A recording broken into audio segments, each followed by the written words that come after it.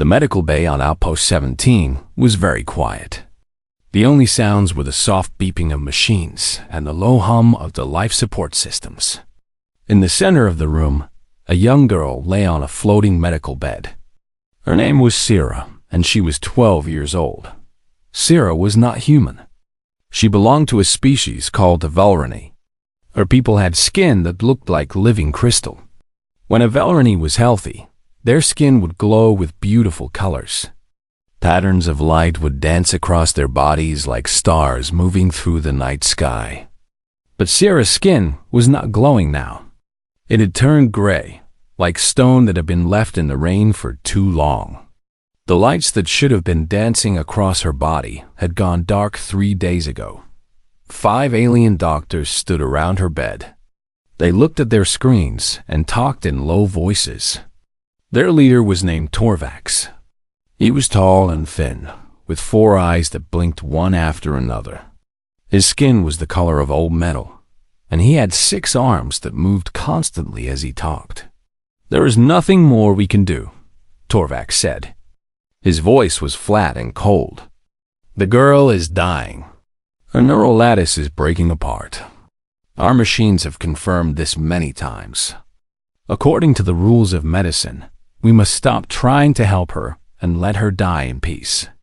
A woman stood near the bed. She was also Varani, with the same crystal skin as the girl. But she was older, and her colors were darker. Her name was Commander Zilith, and she was Sarah's aunt. She was also the only family Sarah had left in the galaxy. Zilith's hands were shaking. She tried to keep her voice steady. "Are you certain? Is there truly nothing that can be done? No other treatment? No other option?" Torvax made a motion with 3 of his arms. Among his people, this motion meant that something was finished and could not be changed. "We have looked at 17 different medical databases from 9 different species. We have asked the best doctors among the Velrani people. They all say the same thing. Her condition cannot be fixed. She will die. We are sorry for your loss." Zilith looked down at Sarah's gray face. The girl's eyes were closed. Her breathing was so shallow that it was hard to see her chest moving at all. Just 2 weeks ago, Sarah had been laughing and running through the corridors of their ship. She had been so full of life and energy. Now she looked like a statue. The accident had happened during a routine journey between star systems. Something had hit their ship. A small rock, moving faster than anyone could see. It had punched a tiny hole in the hull, right next to Sarah's sleeping quarters. For just a few seconds, before the emergency systems could seal the breach, Sarah had been exposed to raw cosmic radiation. For most species, this would have been painful, but not deadly. But the Velrani were different. Their bodies were beautiful, but fragile. The radiation had done something terrible to Sarah's insides. It had started to destroy the delicate network of crystal fibers that connected her brain to her body. Without this network, she could not wake up. Without this network, she would slowly fade away into nothing. "How long does she have?" Zilith asked. "Perhaps 2 days," Torvax replied. "Perhaps less. It is difficult to say. But the end will come soon. You should prepare yourself." Zilith nodded slowly. She reached out and touched Sarah's cold hand. The girl did not respond. There was no sign that she even knew her aunt was their dot at that moment. A transport ship docked at the station. The docking bay was on the other side of Outpost 17, but the sound of the airlock opening echoed through the metal corridors. New arrivals were common on the station. Ships came and went all the time, carrying traders and travelers and workers from across the galaxy. Among the passengers on this ship was a human man named Daniel Harper. He was a doctor, 53 years old, with gray hair mixed into his brown and deep lines around his eyes. He had been traveling to a human colony 3 star systems away, but his ship had run low on fuel and needed to stop at Outpost 17 to refuel. He would be stuck here for 36 hours before he could continue his journey. Daniel walked through the station, carrying a small bag over his shoulder. He was tired from the long trip, and he was looking for somewhere to get some food and rest. But as he passed the medical bay, he stopped. Through the large window, he could see the scene inside. He could see the young girl lying on the bed, her skin gray and lifeless. He could see the alien doctors turning away, their work apparently finished. He could see the Velrani woman standing alone beside the bed, her shoulders shaking with silent grief. Daniel had been a doctor for nearly 30 years. He had worked in hospitals on Earth. He had worked in clinics on Mars. He had worked on mining stations in the asteroid belt and on generation ships traveling between stars. He had seen many patients die. He had learned long ago that death was a part of life and that sometimes there was nothing a doctor could do. But something about this scene made him stop. Something about the way the woman held the girl's hand. Something about the way the doctors had simply given up and walked away. Something deep inside, Daniel refused to accept what he was seeing. He pushed open the door to the medical bay and stepped inside. "Excuse me," he said. "I am sorry to interrupt. My name is Daniel Harper. I am a doctor. I could not help but notice what is happening here. May I ask what is wrong with the child?" Torvax turned all four of his eyes toward the human. His expression showed clear annoyance. "This is not your concern, human. The patient is Velrani. You are not qualified to treat non-human species. The Galactic Medical Authority has very strict rules about this." "I understand," Daniel said. "I am not asking to treat her. I am only asking to understand her condition. I have studied xenobiology for many years. I have treated patients from 11 different species during my career. Perhaps I might see something that could help." "There is nothing to see," Torvax said firmly. "We have already done everything that can be done. Her neural lattice is failing. This is a fact. Our machines do not lie." Daniel looked at the girl on the bed. She was so small, so young. She reminded him of his own daughter, who was now grown and living on a colony world far away. The thought of her lying helpless while doctors simply gave up made something twist painfully in his chest. "Please," he said quietly, "just let me look at her.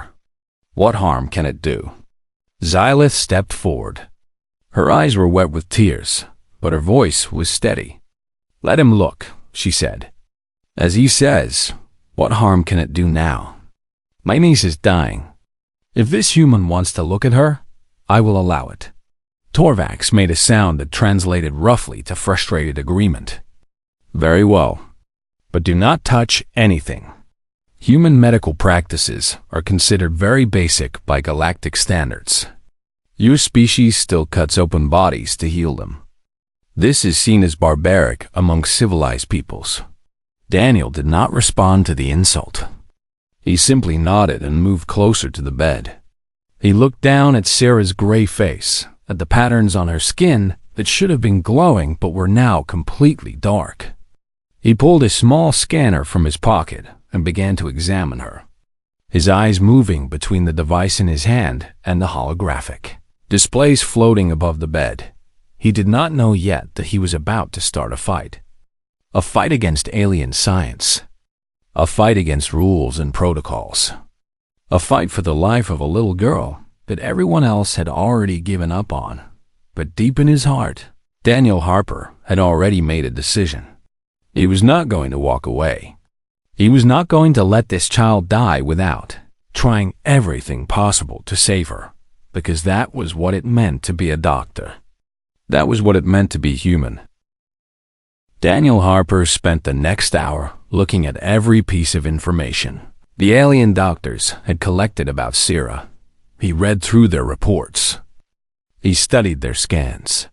He looked at numbers and charts and graphs that glowed in the air above the medical bed. The alien doctors watched him with a mixture of boredom and amusement.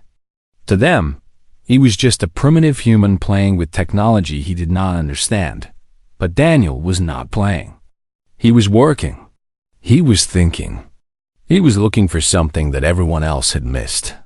"Tell me about the Voronoi neural lattice," he said to Torvax. "How does it work?" Torvax made a sighing sound.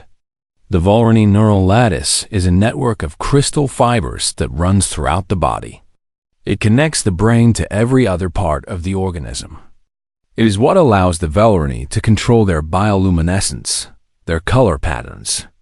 It is also essential for basic motor functions and consciousness. When the lattice is damaged, the Voronoi cannot function. When it fails completely, they die. And what damaged her lattice? The cosmic radiation. It disrupted the crystal structure at the molecular level. The damage is spreading slowly through her system. Eventually, it will reach her brain, and then she will be gone. Daniel nodded slowly. He looked at the readouts again. Something was not making sense to him, but he could not quite figure out what it was. How long can a Voronoi survive with a damaged neural lattice? Torvax blinked his 4 eyes in sequence. Not long. A few hours at most. The lattice is too important to the Voronoi body. Without it, everything shuts down very quickly. But this girl has been alive for 3 days, Daniel said. There was a moment of silence. Torvax looked at the other doctors. They looked back at him with uncertain expressions. Yes, Torvax admitted. That is unusual. We believe it is because she is young. Children sometimes show unexpected resilience. But it does not change the final outcome. She is still dying. She has simply taken longer to die than we expected. Daniel shook his head. No, I do not think that is the answer. Children may be strong, but they are not magical. There must be a reason she is still alive. Something is keeping her going. He turned back to his scanner and ran another series of tests. The alien doctors watched him with growing impatience. They had already decided that Zero was going to die. They had already accepted the verdict of their machines. This human and his primitive tools were just wasting everyone's time, but Daniel did not care what they thought. He kept working. After another 30 minutes, he found something. Look at this, he said, pointing to a reading on his scanner. Her cellular activity. It is not declining the way you would expect in a dying patient. It is actually increasing in certain areas. Here, near the heart. And here, around the base of the spine. These areas are becoming more active, not less. Torvax glanced at the reading. That is just random noise. A dying body sometimes produces unusual signals. It does not mean anything. Random noise does not follow patterns, Daniel replied. And this is definitely following a pattern. Look, the activity spikes happen every 47 seconds. Exactly 47 seconds. That is not random. That is deliberate. Her body is doing something on purpose. Xylith stepped closer. She had been sitting quietly in the corner, holding her grief inside. But now there was a spark of hope in her eyes. What do you mean? What is her body doing? Daniel looked at the readouts for a long moment before answering. I think her body has gone into a kind of protective state. Like hibernation, but not quite the same. Her system detected the radiation damage and realized it could not repair the injury using normal methods. So instead of trying to fix the problem and failing, it shut everything down to prevent the damage from spreading. That is impossible, Torvax said. The Voronoi do not have such a capability. We have studied their biology for centuries. There is no record of any such defense mechanism. Maybe you never saw it because it has never been needed before, Daniel said. Your records say that Voronoi children cannot survive exposure to cosmic radiation. Everyone believes this. So when a Voronoi child is exposed, no one expects them to live. And because no one expects them to live, no one looks closely enough to see what their bodies are actually doing. He turned to face the alien doctor directly. Your science told you she should be dead already. But she is not dead. She is still here, 3 days later, with her heart still beating and her lungs still breathing. That means your science is missing something. That means there is something about the Velrani that even the Velrani do not understand. Torvax was silent for a long moment. His 4 eyes studied the human with an unreadable expression. Even if what you say is true, he said finally, what difference does it make? If she is stuck in some kind of protective state, she is still trapped there. She cannot wake up on her own. She will eventually run out of energy and die anyway. Yes, Daniel agreed. That is exactly the problem. Her body put itself into this state to protect her, but it does not know how to come back out. It is like a door that locked from the inside. She is safe for now, but she cannot escape on her own. So, what do you suggest we do? Xylith asked. Is there a way to open this door? Daniel took a deep breath. This was the part he was not sure about. This was the part where he was going to make enemies. I think there might be, but it will require doing things that your medical codex says we should not do. It will require breaking some rules. Torvax made a sharp sound. Breaking the rules is not permitted. The Galactic Medical Authority exists to protect patients from dangerous and unproven treatments. We cannot simply ignore centuries of established medical law because one human has a theory. I understand that, Daniel said. And I am not asking you to do anything. I am saying that I am willing to try something. If it works, the girl lives. If it does not work, she dies, which is what was going to happen anyway. The only thing we have to lose is our pride. He looked at Xylith. But I will not do anything without your permission. You are her family. The choice is yours. Xylith looked at her niece. The girl lay so still on the bed. So small, so helpless. Just a few weeks ago, Syrah had been asking questions about everything. She wanted to know how stars were born. She wanted to know why space was black. She wanted to know if there were other little girls on other planets who liked the same things she did. Now she might never ask another question again. Tell me what you wanted to do, Xylith said. Tell me your plan. Daniel nodded. I want to try to wake her up. Not by healing her, because I do not think healing is what she needs. I think she needs a signal. A message from outside that tells her body it is safe to come out of hiding. I want to give her that signal. How? Electrical stimulation to her neural cluster. Small, controlled pulses that mimic the patterns her lattice would normally produce. Combined with a chemical mixture that is similar to the hormones a Velrani mother produces when bonding with her child. Together, these two things might convince her body that it is safe to wake up. Torvax made a choking sound. Electrical stimulation? Chemical injections without genetic testing? These techniques were abandoned hundreds of years ago. They are dangerous. They are crude. They could kill her. She is already dying, Daniel replied quietly. At least this way, she has a chance. Xylith was silent for a long time. The weight of the decision pressed down on her like a heavy stone. She was not a doctor. She was not a scientist. She was just a woman who loved her niece and did not want to watch her die. Finally, she spoke. Do it, she said. Try your human medicine.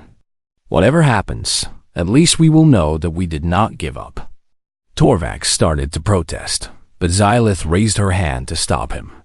I am her legal guardian. The decision is mine to make. And I have made it. The alien doctor fell silent. There was nothing more he could say. The rules allowed family members to make such choices, even if those choices were foolish. Daniel looked at the girl on the bed. He looked at the monitors showing her fading life signs. He looked at the doubt and fear and anger on the faces of the alien medical team. Then he rolled up his sleeves and got to work. The conference room on Outpost 17 was cold and gray. Metal walls surrounded a large table that floated a few inches above the floor. Holographic screens covered every surface, displaying charts and graphs and medical data. 12 beings sat around the table. Most of them were alien. Only one was human. Daniel Harper stood at the head of the table, explaining his plan. He had asked for this meeting because he needed supplies. He needed equipment, and he needed at least one member of the medical team to help him. He could not do this alone. The procedure will happen in 3 stages, Daniel said. He pointed to diagrams floating in the air. First, I will create a chemical mixture that copies the bonding hormones produced by Velrani mothers. This mixture will be injected directly into her bloodstream.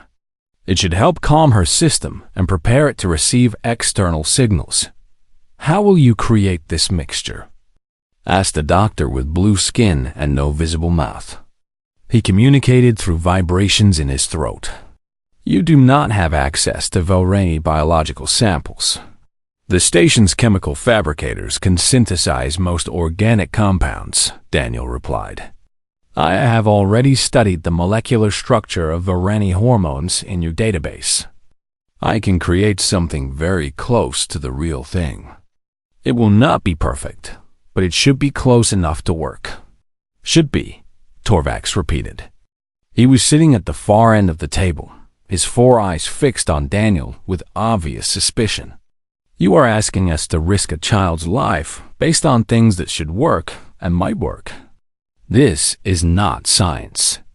This is guessing. All medicine begins with educated guesses, Daniel said. Your advanced treatments started the same way. Someone had an idea. Someone tried something new. Someone took a risk. The only difference is that your risks happened hundreds of years ago, and mine is happening today. Torvax did not respond, but the look in his eyes made his opinion clear. Daniel continued. The second stage is the electrical stimulation. I will use a modified cardiac device to send small pulses of electricity to her primary neural cluster. The pulses will be carefully controlled, starting at very low power and increasing gradually.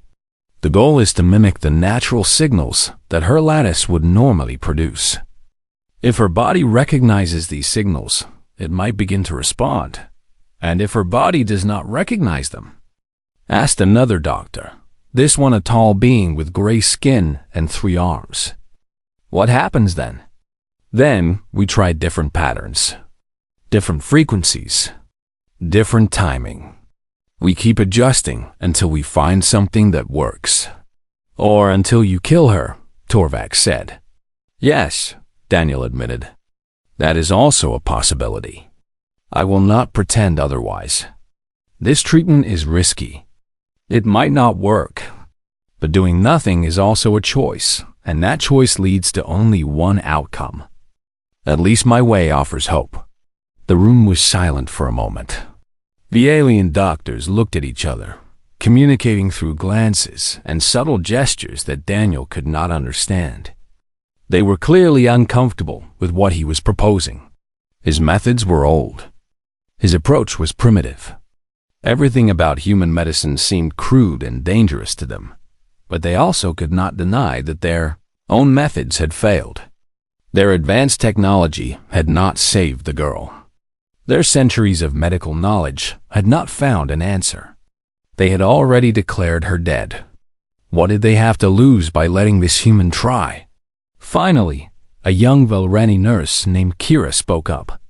She had been sitting quietly in the corner, listening to everything. I will help him, she said. Every eye in the room turned to look at her. This is foolish, Torvax said. You are putting your career at risk for nothing. This human's ideas are based on speculation, not evidence. The evidence says the girl should already be dead, Kira replied. But she is not dead. Maybe that means our evidence is incomplete. Maybe that means we do not know everything about our own species. She looked at Daniel. I believe you are right, Dr. Harper. I believe her body is trying to survive. And I want to help you give her that chance. Daniel nodded gratefully. Thank you. I will need someone who understands Velrani physiology better than I do. Your help will be essential. The meeting ended shortly after that. Most of the doctors left, shaking their heads and muttering about foolish humans and foolish nurses. Torvak stayed behind for a moment, his 4 eyes studying Daniel with an expression that was difficult to read. I hope you understand what you are doing, he said. If that child dies because of your treatment, you will be held responsible. The Galactic Medical Authority does not look kindly on unauthorized procedures that result in patient death. I understand, Daniel said. I accept the responsibility. Good, because I will not share it with you. Whatever happens, this is your choice and your burden. He turned and walked out of the room, his 6 arms swinging at his sides. Daniel and Kira got to work immediately. They had less than 12 hours before Sarah's condition became irreversible. Every minute counted. The first task was creating the hormone mixture. Daniel spent 3 hours at the chemical fabricator, adjusting formulas and running tests. Kira watched over his shoulder, offering suggestions based on her knowledge of Velrani biology. Together, they created something that was close to natural Velrani bonding hormones. Not perfect, but hopefully close enough. The second task was modifying the electrical stimulation device. Daniel had brought a small medical kit with him when he left his ship. Inside was a portable cardiac defibrillator designed to restart human hearts that had stopped beating. He took this device apart and rebuilt it, changing the output settings and adding new controls that would allow him to adjust the power and pattern of the electrical pulses with extreme precision. Your hands are shaking, Kira observed as she watched him work. Daniel looked down at his fingers. They were trembling slightly, making tiny movements that he could not control. They always shake before big procedures, he said. They have shaken like this for 30 years. My teacher used to say that the day your hands stop shaking is the day you have stopped caring about what happens to your patients. That seems like a strange philosophy. It is a human philosophy. We believe that fear and care are connected. If you are not afraid of failing, maybe you do not care enough about succeeding. Kira thought about this for a moment. Among my people, doctors are trained to be calm at all times. Emotion is seen as a weakness, a distraction. We believe that the best medical care comes from clear thinking, not from feelings. Maybe you are right, Daniel said. Your medicine is certainly more advanced than ours. But sometimes I wonder if all that calmness comes at a cost. Sometimes I wonder if it makes it too easy to give up.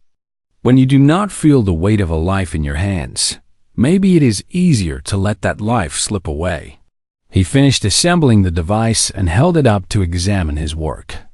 The modifications were crude by galactic standards, but they would function. That was all that mattered. We are ready, he said. Let us go save that little girl. They returned to the medical bay together. Sarah lay exactly where they had left her, still and gray on the floating bed. Her vital signs had dropped slightly since Daniel's last visit. The clock was ticking. They could not afford any more delays. Commander Xylith was waiting for them. She had not left her niece's side since giving Daniel permission to proceed. Her eyes were red from crying, but her voice was steady when she spoke. Is everything prepared? Yes, Daniel said. We are going to begin now. I need you to understand that there is no guarantee this will work. I am going to do everything I can, but the outcome is not certain. Do you still want me to proceed? Xylith looked at the small gray figure on the bed. She reached out and touched Sarah's cold hand one more time. Yes, she said. Proceed. Whatever happens, I will not blame you. You are the only one who has given us any hope at all. Daniel nodded. He positioned himself beside the bed, his equipment arranged on a tray within easy reach. Kira stood across from him, ready to assist. The other doctors watched from the observation window. their faces showing a mixture of doubt and reluctant curiosity. "Beginning the procedure," Daniel announced. His voice was calm, but his heart was pounding in his chest. Everything he had ever learned, everything he had ever believed about medicine, had led him to this moment that he picked up the first injection that the fight for Sarah's life had begun. The first injection went in smoothly. Daniel pressed the needle against Sarah's arm and watched the synthetic hormone mixture flow into her body. The liquid was pale purple, almost the same color that her skin should have been if she were healthy. For a long moment, nothing happened. The monitors showed no change. Her vital signs remained flat and low. "How long before we see a response?" Kira asked. "I do not know," Daniel admitted. "This has never been done before. We are writing the rules as we go." They waited. 1 minute passed, then 2, then 5. Still nothing. From behind the observation window, Daniel could see Torvax watching with his 4 arms crossed over his chest. The alien doctor's expression clearly said, "I told you so." But Daniel ignored him. He had expected that the first injection might not produce immediate results. The hormone mixture was meant to prepare her system, not to wake her up. The real test would come with the electrical stimulation. "I am going to administer the second injection now," Daniel said. "This one has a slightly different formula. It is designed to increase the receptivity of her neural tissue." He prepared the second needle and injected it into a different location on Sarah's arm. Again, they waited. Again, nothing seemed to change. But Daniel noticed something small. Something that the alien monitors had not detected. A tiny movement in one of Sarah's fingers. Just a twitch. So small that it could have been nothing at all. But Daniel had been watching patients for 30 years. He knew the difference between nothing and something. "Did you see that?" he asked Kira. "See what?" "Her finger. It moved."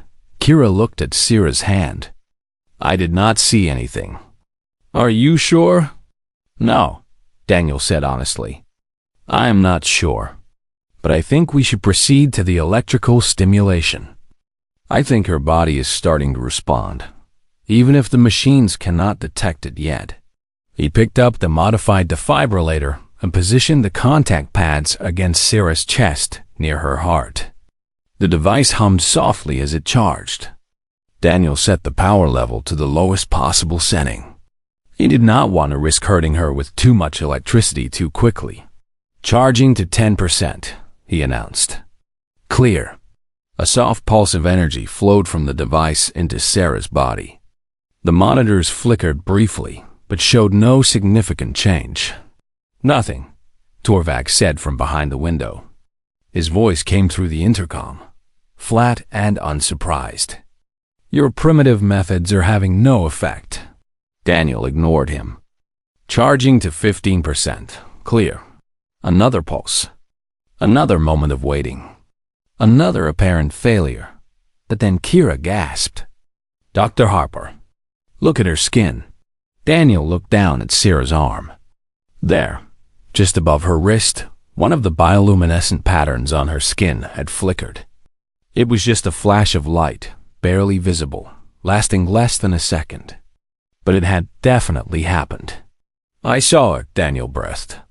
"The treatment is working. Her lattice is responding." "That could be a random discharge," Torvax said through the intercom.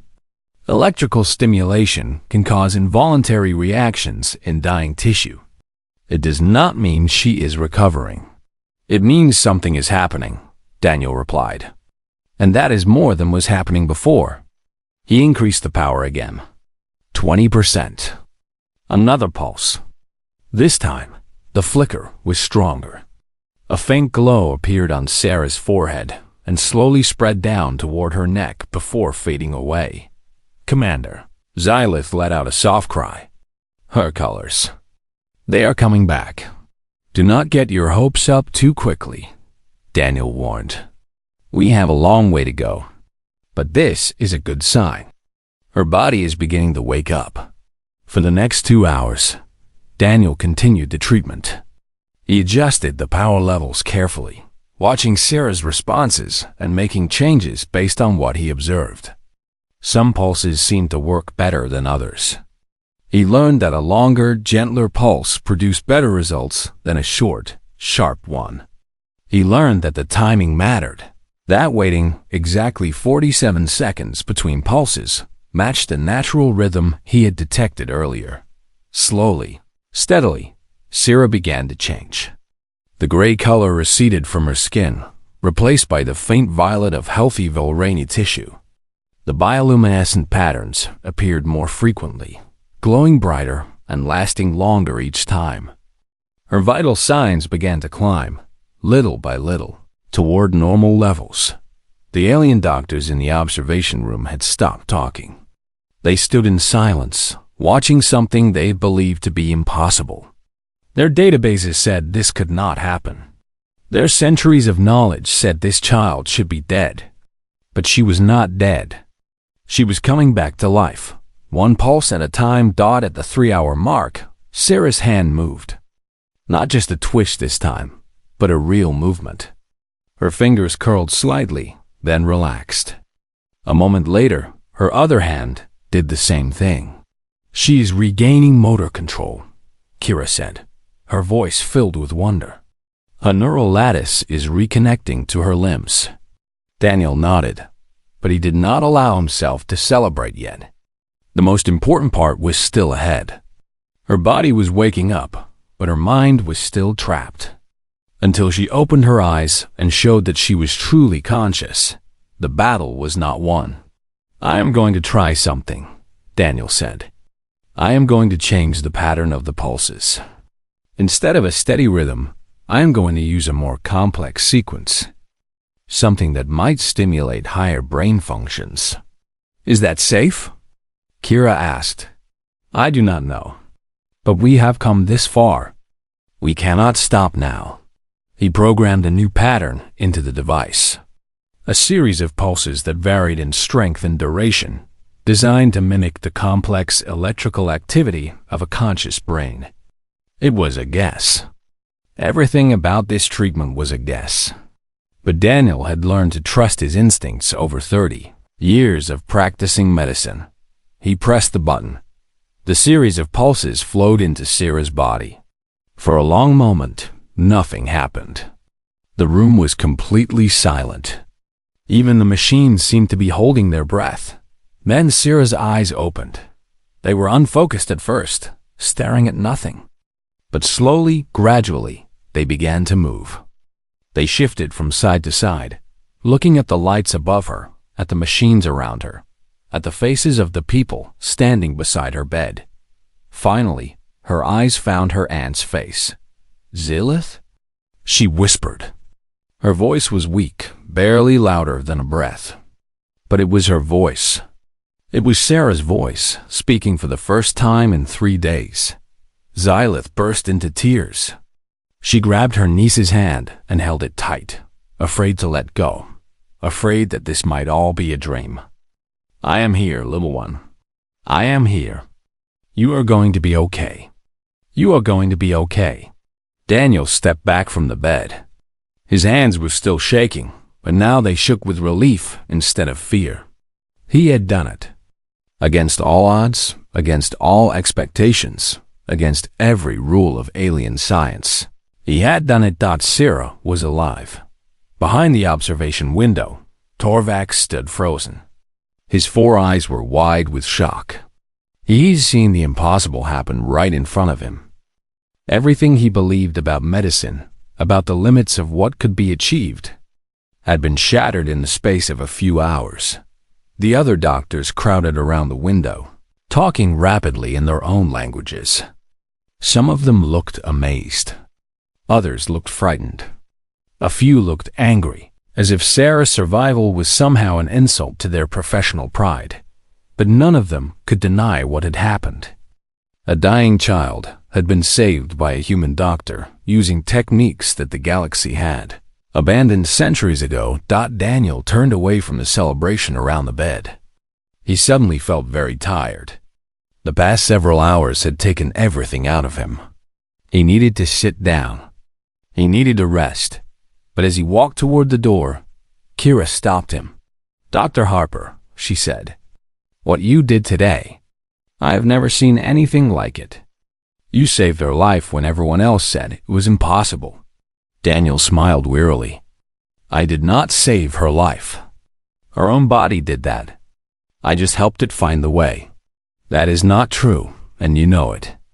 Without you, she would be dead right now." Daniel was silent for a moment. Then he shook his head. "Maybe, but I did not do it alone. You helped me. Her aunt gave me permission to try. Even Sarah herself fought to stay alive long enough for us to reach her. Saving a life is never the work of one person. It is always a team effort." He reached out and put his hand on Kira's shoulder. "Thank you for believing in me when no one else did. I could not have done this without you." Then he walked out of the medical bay, leaving the celebration behind. He still had a long journey ahead of him. He still had a colony to reach, patients to treat, work to do. This was just one life, one child, one victory in a career full of losses and triumphs. But for today, it was enough. 1 month passed after the night Daniel Harper saved Sarah's life. In that time, many things changed. Sarah made a complete recovery. Her neural lattice healed itself once her body came out of its protective state. The gray color disappeared from her skin entirely, replaced by the beautiful violet shimmer of a healthy Volrani child. Her bioluminescent patterns returned in full force, dancing across her body like living constellations. The doctors who had declared her dead watched in amazement as she grew stronger each day. She started asking questions again. She wanted to know about the human doctor who had saved her. She wanted to know why his medicine was different from everyone else's. She wanted to know everything about everything, just like she had before the accident. Commander Xyleth smiled every time she heard her niece's curious voice. It was the sound of life, the sound of hope, the sound of a future that had almost been lost forever. But not everyone was happy about what had happened. The Galactic Medical Council called for a formal inquiry. They summoned Daniel Harper to appear before a panel of judges on a space station in the Central Systems. The journey took him 2 weeks, during which time he received messages from doctors and officials across the galaxy. Some praised him for his courage. Others condemned him for his recklessness. A few threatened to have him banned from practicing medicine in any territory controlled by the Council. Daniel read all the messages, then deleted them without responding. He knew what was coming. He had known from the moment he first walked into that medical bay on Outpost 17. Breaking the rules always came with a price. He was ready to pay it. The hearing room was enormous. It could have held 1,000 people, but today there were only a few dozen. Daniel sat alone at a small table in the center of the room. Facing him was a long curved bench where 7 judges sat in a row. They were all different species, representing the major powers of the Galactic Medical Authority. Their faces showed no emotion as they looked down at the human who had dared to challenge their rules. Dr. Daniel Harper, the chief judge, began. Her voice echoed through the vast chamber. She was a tall being with silver skin and eyes that seemed to contain entire galaxies. You are here to answer for your actions on Outpost 17. The charges against you are serious. You performed unauthorized medical procedures on a patient whose species you are not certified to treat. You used techniques that have been banned by this council for over 300 years. You violated 17 separate provisions of the Galactic Medical Codex. How do you respond to these charges? Daniel stood slowly. His back was straight, and his voice was calm. I do not deny any of these charges. Everything you have said is true. I broke your rules. I used methods that your society considers primitive and dangerous. I did all of these things willingly and knowingly. Then you admit your guilt? I admit my actions, but I do not agree that they were wrong." A murmur rippled through the room. Several of the judges exchanged glances. "The Codex exists for good reason," another judge said.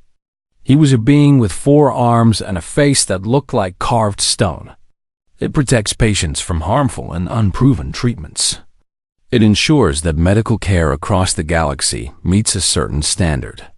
By violating the Codex, you put a child's life at risk." "Her life was already at risk," Daniel replied. "Your standard of care had already failed her. Your advanced treatments had already given up on her. When I arrived at that medical bay, every doctor there had accepted that she was going to die. They were not trying to save her anymore. They were just waiting for her heart to stop, because there was nothing more that could be done," the first judge said. "Our science had reached its limits. Sometimes patients cannot be saved.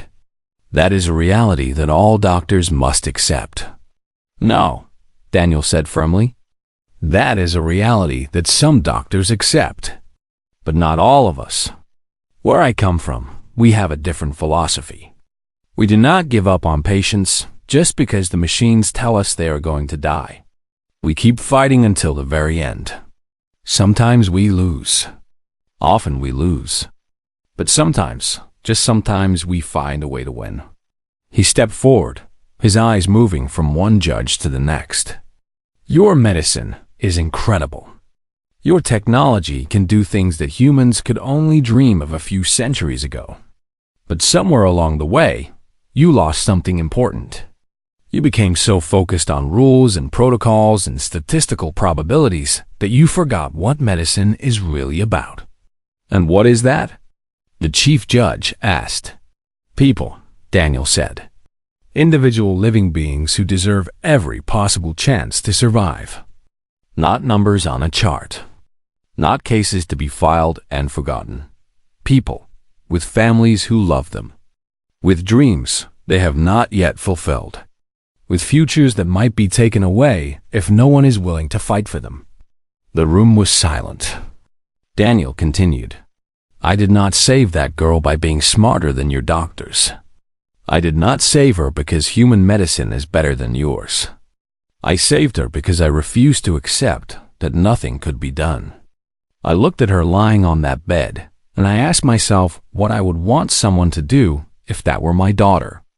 And the answer was simple. I would want them to try everything, even the things that might not work, even the things that seemed impossible, because any chance is better than no chance at all." He paused, taking a deep breath. "You can punish me for what I did. You can take away my license. You can ban me from every hospital and clinic in the galaxy. But you cannot tell me that I was wrong to try. And you cannot tell me that I would do anything differently if I had to do it all over again." The judges conferred among themselves for a long time.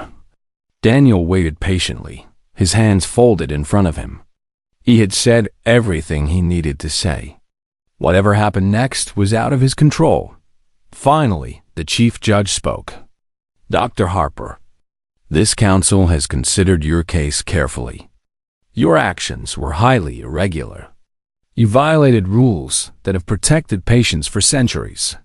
By any standard measure, you should be punished severely." She paused. "However, the patient survived. More than that, she made a complete recovery. Your treatment worked when all of our treatments failed. This council cannot ignore that result." Furthermore, another judge added, "Your actions have prompted us to reconsider certain assumptions about Varani biology. Research teams are already investigating the defensive mechanism you discovered. If your theory proves correct, it could lead to new treatments that save many more lives in the future." The chief judge nodded. "Taking all of this into account, we have decided not to pursue formal charges against you. You will receive a formal warning, which will be added to your record. But you will retain your medical license, and you will be free to continue practicing medicine." Daniel felt a wave of relief wash over him. He had not realized how tense his body had been until that tension finally released. "Thank you," he said simply. "Do not thank us yet," the chief judge replied. "This council will be watching you closely from now on. We do not expect you to become a model citizen overnight, but we do expect you to use good judgment in the future. Your willingness to break rules may have saved one life, but it could just as easily have ended one. Remember that." "I will," Daniel promised Dot as he turned to leave the chamber. He noticed a small group standing near the exit. Commander Xylith was there, along with a young Velreni girl whose skin shimmered with beautiful violet light. Syrah smiled when she saw Daniel, and she ran forward to wrap her arms around him in a hug. "Thank you for saving me," she whispered. Daniel knelt down so he could look into her eyes. "You saved yourself," he said. "I just helped you find the way. Now go out there and live a wonderful life. That is all the thanks I need." Syrah nodded, her bioluminescent patterns dancing with joy. Then she took her aunt's hand, and together they walked out into the bright lights of the station. Daniel watched them go. Then he picked up his bag and headed for the docking bay. There was a transport waiting to take him back to his original destination. There were patients waiting who needed his help. There was work to be done. He had broken every rule of alien science. He had faced the judgment of the most powerful medical authority in the galaxy. And he had won. But more importantly, a little girl was alive because he had refused to give up. That was what it meant to be a doctor. That was what it meant to be human.